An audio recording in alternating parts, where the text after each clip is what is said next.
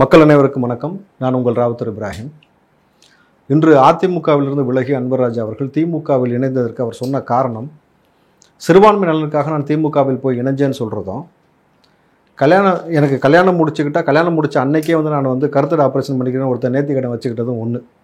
ஏன்னா என்றைக்குமே சிறுபான்மை நலனுக்காக திமுக இன்றைக்கு இருக்க கலச்சூழலில் எந்த நலனும் செய்யாமல் சிறுபான்மை மக்களுக்கும் தலித் மக்களுக்கும் எவ்வளவு பெரிய இன்னல்களை ஏற்படுத்தி கொண்டிருக்கக்கூடிய இந்த கலச்சூழலில் இன்றைக்கு அவர் போய் இணைந்த அடுத்த நொடியே தளபதி ஸ்டாலின் ஒரு புகழாரம் பாடுவதும் இந்த ஆட்சியை குறித்து பெருமையாக பேசுவதும் என்பது மக்களுக்கு எவ்வளோ பெரிய ஒரு மோசமான ஒரு முன்னுதாரணமாக இவர் இருக்கிறான்னு நீங்கள் புரிஞ்சுக்கணும். ஏனென்றால் நீங்கள் சேர்ந்த அடுத்த நொடியே இந்த ஆட்சி புனிதமான ஆட்சி நீங்கள் பேசுகிறது தான் மிக வேதனையான விஷயம். ஸோ சிறுபான்மை சார்ந்த இஸ்லாமிய சொந்தங்களும் சரி, கிறிஸ்தவ சொந்தங்களும் சரி, குறிப்பாக தலித் மக்களும் நீங்கள் எல்லோருமே புரிந்து கொள்ள வேண்டிய ஒரு விஷயம் என்னன்னாக்கா, இவர் போய் சேர்ந்த அடுத்த நொடியே புகழாரம் பாடுவது என்னது, எதற்காக பாடுறாரு திமுகவினாக்கா, சிறுபான்மை நலனுக்காக இவர் பாடுபட போவது கிடையாது. இவர் முழுக்க தன்னுடைய சுய ஆதாயத்திற்காக திமுகவில் போய் சேர்ந்திருக்காரு. இன்றைக்கு நவாஸ்கனி அவர்கள் மக்கள் பிரச்சனையை குறித்து வெளிப்படையாக ஒரு விஷயம் பேசினார். என்ன பேசினார்னாக்கா, தொடர்ச்சியாக அங்கே இருக்க தண்ணீர் பிரச்சனையை குறித்து திமுக எந்த நடவடிக்கையும் எடுக்காத பொழுது மக்களை நீங்கள் டைரெக்டாக ரோட்டில் இறங்கி போராடுங்கன்னு சொன்னார். அப்போது அவங்க ரெண்டு பேருக்கும் ஒரு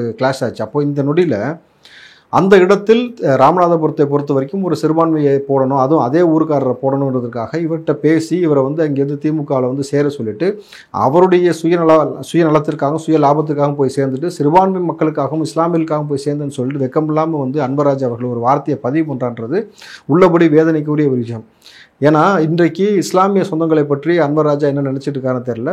நாங்கள் பின்பற்றுவது முகமது நபியை தான் பின்பற்றுகிறோம், இறைவன் என்ன சொன்னானோ வேதத்தில் அதான் பின்பற்றணும் பொழுது ஒரு கொடுங்கோல் ஆட்சியாளன் இங்கே இருக்கிறானா, அந்த ஆட்சியாளன் மக்களுக்கு விரோத போக்கமான ஒரு ஆட்சியை செய்கிறான் என்றால் அவன் பக்கம் நிற்காதீர்கள், அவரை எதிர்த்து கேள்வி கேளுங்கள், எதிர் திசையில் செல்லுங்கள் தான் எங்களுக்கு வழிகாட்டப்பட்டிருக்கும் பொழுது, ஏதோ ஒரு அன்பர்ராஜா போய் திமுகவில் இணைஞ்சிட்டாருன்னு உடனே ஒட்டுமொத்த சிறுபான்மையினரும் அப்படியே திமுகவுக்கு வந்துடுவாங்க, ஓட்டு போட்டுருவாங்கன்னு சொல்லி மனப்பால் குடிக்கிறத நிப்பாட்டிக்கிட்டு இந்த சிறுபான்மைக்கு எதிராக சிறுபான்மை போர்வையில் இருந்து கொண்டே சில நபர்கள் தன் சுய ஆதாயத்துக்காக செயல்படுவதை வன்மையாக கண்டிக்கிறேன். ஸோ அன்பர்ராஜா, நீங்கள் உங்களுக்கு வக்ஃப் போர்டில் தலைவரெல்லாம் பொறுப்பு கொடுக்கப்பட்டது. நீங்கள் இன்னைக்கு இன்றைக்கு இருக்கக்கூடிய பிரச்சனை, யதார்த்தமான களப்பிரச்சனை உங்களுக்கு தெரியும். பெண்கள் குழந்தைகளுக்கு எவ்வளோ பெரிய அநீதி இழைக்கப்பட்டிருக்கிறது. இங்கே பள்ளி மாணவர்கள் பிள்ளைகள் எந்த அளவுக்கு போதைக்கு அடிமையாக இருக்கிறார்கள், ஒவ்வொரு அரசாங்கத்துறை சார்ந்த நபர்களும் எப்படி போராடி கொண்டிருக்கிறார்கள், காவல்துறைக்கு இங்கே ஒரு பாதுகாப்பு இல்லாத ஒரு சூழல் போய் கொண்டிருக்கிறது, இயற்கை வளங்கள் கனிம வளங்கள் திருடப்பட்டு கொண்டே இருக்கிறது, திமுக அமைச்சர் பெருமக்கள் ஒவ்வொருத்தரும் எவ்வளோ சொத்து சேர்த்துருக்காங்க, எத்தனை பேர் வரியை பேசியிருக்காங்க, மக்களை எந்த அளவுக்கு கபலீகரம் செய்கிறாங்க, தொடர்ச்சி அந்த ஆட்சியில் எத்தனை முறை 2 முறை கள்ளச்சாராயம் நடந்திருக்கிறது. முதலமைச்சராக துணை முதலமைச்சராக உதயநிதி ஸ்டாலின் பொறுப்பேற்ற உடனே பார்த்தீங்கன்னாக்கா ஏர் ஷோன்ற ஒரு 5 பேர் எப்படி இறப்புக்கு உள்ளாகினார்கள். இதை தாண்டி எத்தனை சதவீத மக்கள் இங்கே வேலைவாய்ப்பு இன்மை ஏற்பட்டிருக்கிறது, எவ்வளவு விவசாயிகளுடைய நெற்களை கொள்முதல் செய்யாமல் இங்கிருந்து பரிதவித்துக் கொண்டிருக்கிறார்கள். நேற்று நான் பார்த்த காட்சி மெரினாவில் நீங்கள் பார்த்தீங்கன்னாக்கா மேரத்தான் நடந்து கொண்டிருக்கிறது. மேரத்தான் நடந்து முடிந்த உடனே உணவு கொடுப்பார்கள். அந்த இடத்துல ஒரு மூதாட்டி நின்று அந்த இடத்துல தனக்கு உணவுக்காக கையேந்து நிற்கும் பொழுது ஒரு வாலிபன் அந்த உணவை அவங்களுக்கு கொடுத்த உடனே அந்த அம்மா சாப்பிடுவாங்க அப்படின்னு நினச்சினா அந்த அம்மாவை பார்த்துக்கிட்டே இருக்கிறேன். வேகமாக அந்த உணவை எடுத்துக்கிட்டு போகும்பொழுது நான் அவங்கள்ட்ட கூப்பிட்டு கேட்டேன், ஏம்மா நீங்கள் சாப்பிடலையான்னு. அவங்க சொன்ன வார்த்தை, என் கணவர் ரொம்ப வயது முதிர்ந்தவர், அவரால் நடக்க முடியாது, அவர் அங்கே பசியில் இருக்கிறார், அவருக்காக கொண்டு போகிறேன். அப்போ இந்த ஒரு உணவு தானே இருக்குது, என்ன செய்ய போகிறீங்கன்னு கேட்ட பொழுது, இது கிடைச்சதே எங்களுக்கு பெரிய விஷயம் இன்னைக்கு அப்படின்னு சொன்னாங்க.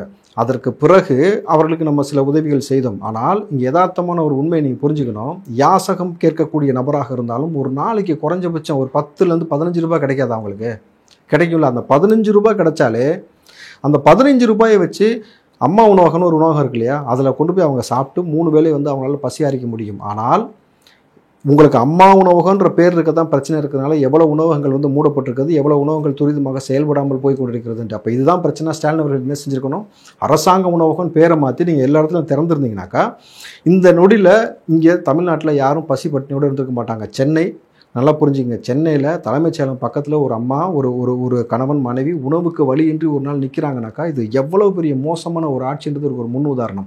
ஸோ மக்கள் இதெல்லாம் புரிஞ்சுக்கணும். இதெல்லாம் புரிஞ்சுக்காமல் திமுகன்னு சொல்லிட்டு கண்ணை மூடிட்டு இந்த லேபிளை பார்த்துட்டு போகிறதும், மக்கள் மற்ற மக்களை தொடர்ச்சியாக கவர்ச்சிகரமான திட்டத்தை சொல்லி ஏமாற்றுவதும், புதுசாக உங்களுடைய முதல்வர்னு. அப்போ இவ்வளோ நாள் முதல்வர் யாரோட இருந்தீங்கன்னு ஒரு கேள்வி இருக்குல்ல.